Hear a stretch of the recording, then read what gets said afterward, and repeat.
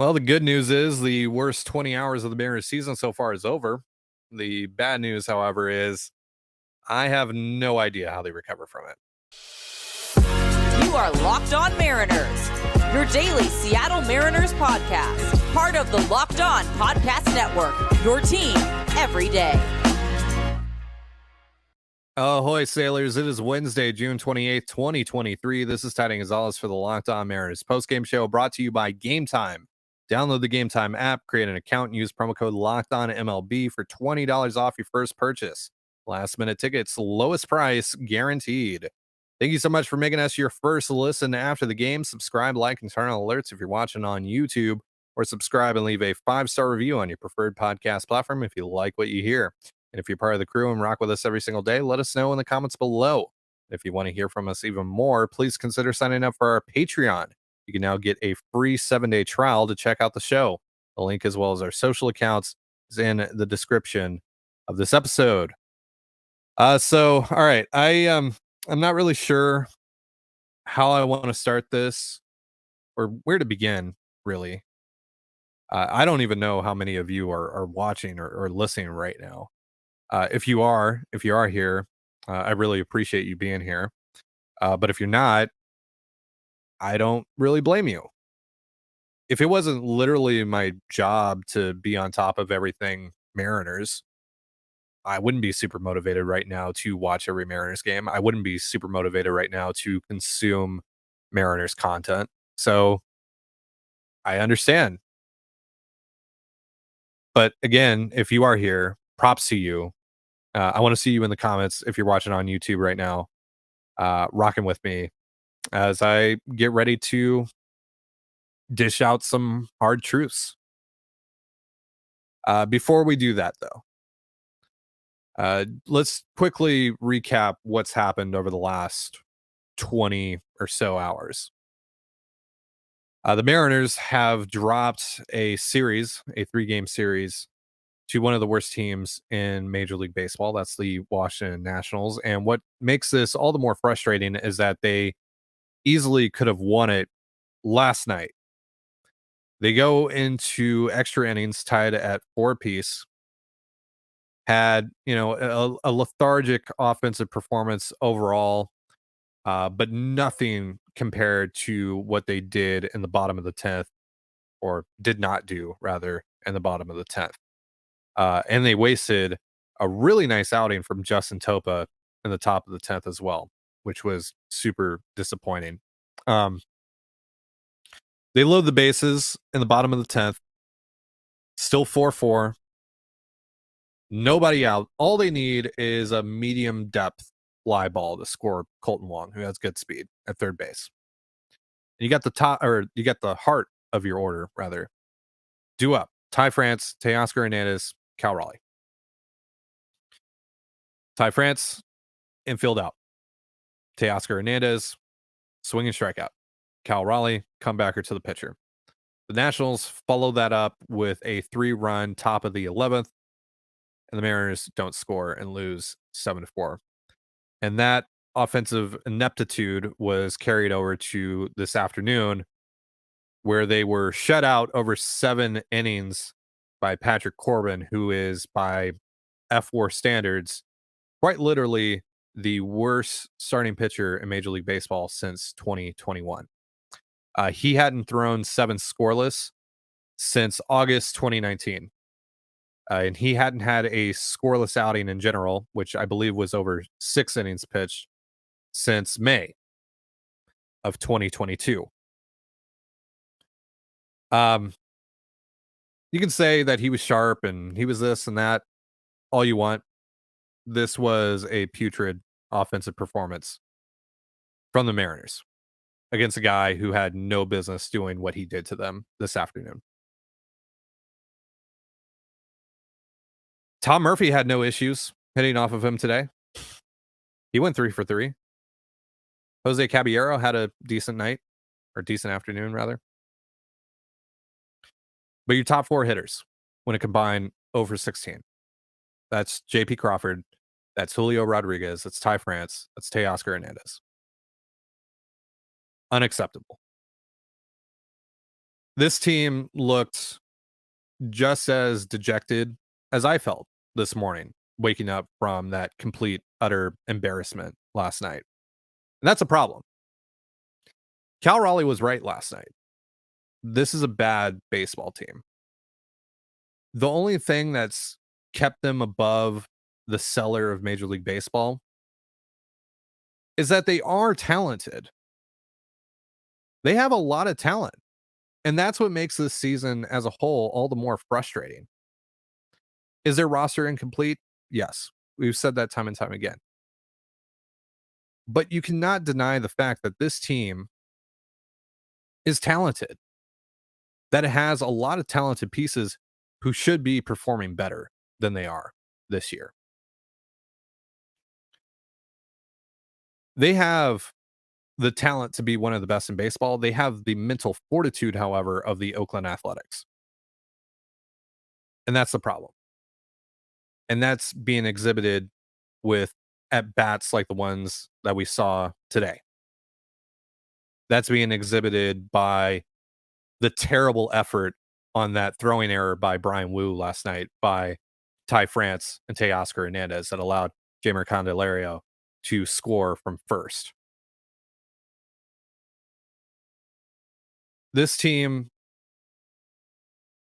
gets punched in the mouth and does not get back up and start fighting. This team is nothing like the teams that we've seen over the last 2 years. We have enough data, we have enough evidence now to say that. This team is not a good baseball team. This is a bad baseball team.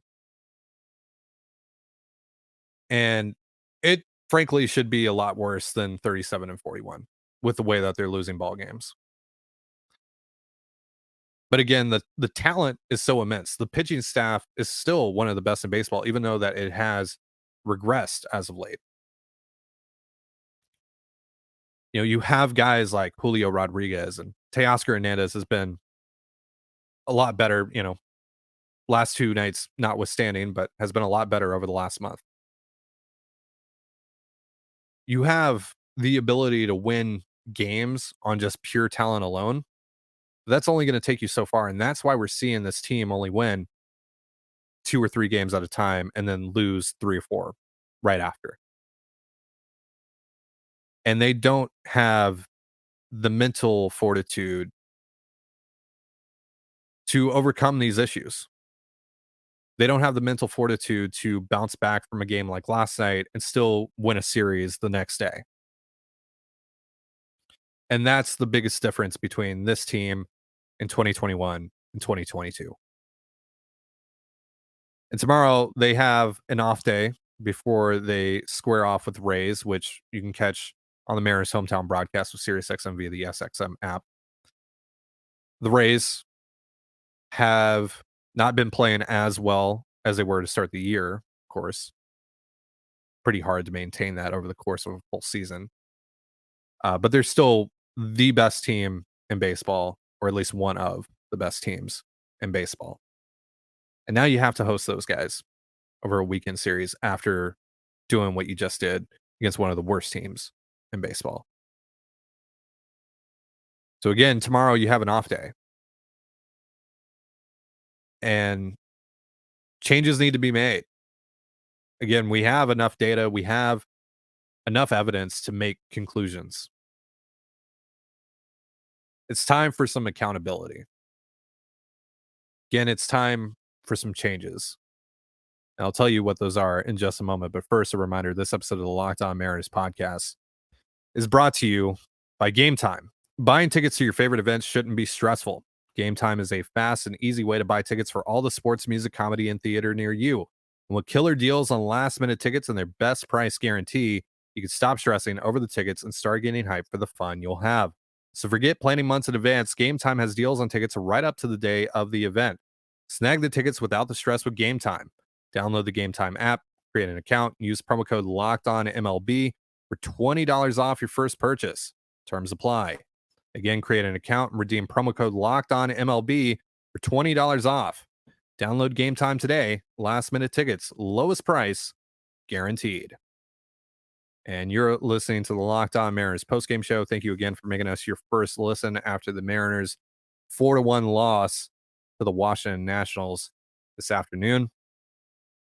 Again, you can catch the Rays and the Mariners on the Mariners hometown broadcast of SiriusXM via the SXM app this weekend.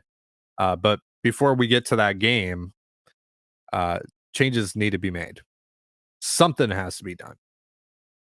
And tomorrow is going to be a very interesting day. Jerry DiPoto, as far as I'm aware, is going to be going on the radio in the morning, 710 Seattle Sports. He's obviously going to be asked about this. And it's going to be interesting to see if it's more of the, guys are not playing how they should, et cetera, et cetera, et cetera. Or if there's actually going to be some real accountability taken. But Jerry has to have a busy day tomorrow. Him and Justin Hollander have to do something. In an ideal world, they trade for a player who descends from the heavens and magically helps get this team right back on track. But I live in reality. That's probably not going to happen. And there's a real point to be made that should it happen, should the Mariners trade resources at 37 and 41 to try and scrap together and salvage a season that doesn't seem like it's going to be fixed by just one deal, by one trade, by one player? But there needs to be some change. And so what I would do firstly is DFA AJ Pollock. He had a rough day today. Go figure, when he's hardly playing at all. This team is hardly using its bench right now. And Colby and I were talking about this on our Patreon show yesterday that, I kind of wonder if it's a fatigue issue with this offense and why it's so inconsistent. Because Eugenio Suarez and Teoscar Hernandez have played every single game. Julio's played a lot. Jared's played a lot. A lot of these guys haven't gotten consistent time off. They haven't been able to get a blow when they need it because it's clear as day that Scott Service and the Mariners coaching staff don't trust the guys that they have currently on their bench. And that includes AJ Pollock. So I'm DFAing AJ Pollock. I'm just moving on. Clearly, they don't trust him to get back on track. It's the same thing that we talked about with Tommy Lasella, Colton Wong, that you can't really justify giving him at bats right now, but you're also doing him a disservice by not giving him any sort of opportunity to build some momentum towards getting back on track. I'm also sending Dylan Moore down or putting him on the IL, whatever, because like I talked about with Joe Doyle yesterday, and this isn't really of Dylan Moore's fault, but he doesn't look capable of hitting major league pitching right now. So I'm giving a shot to Jake Shiner. And I'm probably looking at someone else like Colin Moran, Cade Marlowe, Zach DeLoach, Taylor Trammell. Doesn't really matter. I'm kind of intrigued by DeLoach because, look, I think he's a fourth outfielder at best. There really isn't any power to speak of there. But what he has done at every level of professional baseball is walk. So could he at least be good for a walk a night? I just need some guys in here that can get Julio off of his legs for a day. Jared off of his legs for a day. Teo, etc. And while they might not be solutions, they at least buy me time to see if I can get things rolling again and justify making a trade, and also just, in general, allowing the trade market to open a little bit more. And it's better at least to do something than do nothing. To take a shot on an unknown, right? I don't feel great about Zach Deloach producing for me at all. I don't really have any confidence in that happening. I don't really have any confidence in Jake Shiner doing that either. But the same can be said for Dylan Moore and AJ Pollock. But at least I've seen those guys at the major league level. I've seen them struggle here. Jake Shiner, Cade Marlowe, Zach Deloach, Colin Moran, etc. I haven't. So I would like to see that happen tomorrow. I would like to see the Mariners make some sort of move there. And then internally speaking, they need to have a come to Jesus moment. That clubhouse, as I laid out earlier on in the show, seems to be in disarray. Right. And I don't necessarily blame them because they're not playing well. Right. This is incredibly frustrated. They are more frustrated than we are right now. But they're allowing that to show up on the field when it matters, like today. This is a problem. Now, what that come to Jesus moment looks like exactly, I don't know. I'm not the one getting paid millions of dollars to make this thing work. That's up to Scott Service. That's up to Jerry DePoto, Justin Hollander. That's up for, because the Mariners, it's all a collaborative effort. There isn't one guy pulling the strings here. So everyone that has any sort of control within this organization has to huddle together, has to game plan here, and has to do something. There has to be some accountability here. And right now, I'm just not seeing that. Cal Raleigh's taking accountability. The players are. But, and look, I'm not calling for Scott Service's head. I'm not. I'm not calling for Jerry DePoto's head. I'm not calling for Justin Hollander's head. I'm not doing that. Because it would be irresponsible of me to run my mouth about things that I don't know for sure. I'm not there. I'm not sure exactly what's going on. But common sense says that the coaching staff, the front office, etc. I mean, obviously we can talk about the off season and all that, but just in terms of what's going on, particularly in season right now, that all of these entities to a certain degree are culpable. So I need to see some accountability taken. And right now I'm only seeing that from a couple of guys. And again, this is a problem. This is a massive problem. This is incredibly concerning to see the philosophy of this team that led this team to 2 straight 90-win seasons the past few years is clearly crumbling. Right? The offensive philosophy, we've talked about it. Control the zone, dominate the zone. None of that is present in what this offense is doing right now. How many times did they strike out against Patrick Corbin today? 9? 9 strikeouts against Patrick Corbin. They had 6 hard hit balls over 7 innings against, again, the worst starting pitcher in Major League Baseball, not this season, not even last season, but the last 2.5 seasons. It's unacceptable. It's disgusting. And I'm getting tired of watching this team. I really am. I know I'm, supposed to be the positive one here on Locked On Mariners, but I'm not going to BS you. I don't have any positives to take away from any of this. There's little isolated things, but this wasn't supposed to be a silver lining season.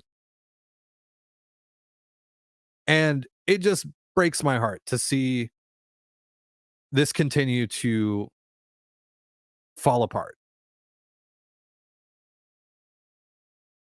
I don't know what else to say, honestly. I'm exhausted.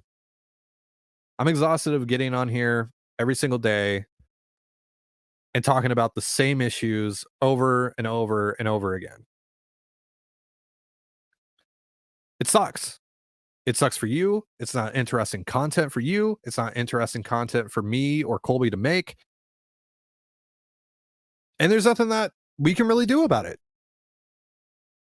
This team is just playing terrible baseball right now. It's a bad baseball team, as Cal Raleigh said last night. And I don't know what you do to fix it because, again, like I said, I have ideas for change. I have some changes in mind, but I never said that they were going to fix this team. I don't really even have much confidence that it can fix this team. This team hit rock bottom last night and somehow found a way to dig even deeper this afternoon. And I'm puzzled. I'm devastated.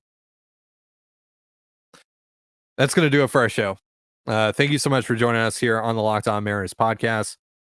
I've been your host, Trident Gonzalez. Be sure to give us a follow on Twitter at LO_Mariners. Follow me at Dan Gonzalez, that's DANEGNZLZ, and Colby at CPAT11, that's CPAT11. Follow us on Instagram and TikTok as well over at Locked On Mariners. That's one word, Locked On Mariners. You can also find all that stuff in the description of this episode.